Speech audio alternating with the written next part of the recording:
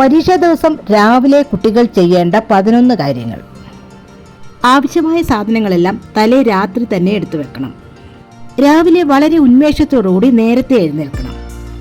ദിനകൃത്യങ്ങൾക്ക് ശേഷം മനസ്സിനെ ഒന്ന് ശാന്തമാക്കാൻ ദീർഘമായ ശ്വാസമെടുക്കുകയും വളരെ സാവധാനം അത് പുറത്തേക്ക് വിടുകയും ചെയ്യണം.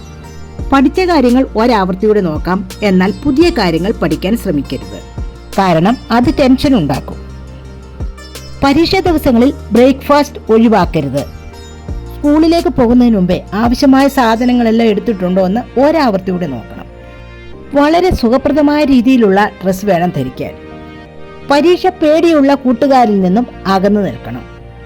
അരമണിക്കൂർ മുമ്പ് തന്നെ സ്കൂളിൽ എത്തിയിരിക്കണം. പരീക്ഷാ ഹാളിലേക്ക് കയറുന്നതിന് തൊട്ട് മുമ്പ് വരെ പഠിച്ചുകൊണ്ടിരിക്കരുത്, ടെൻഷൻ കൂടും.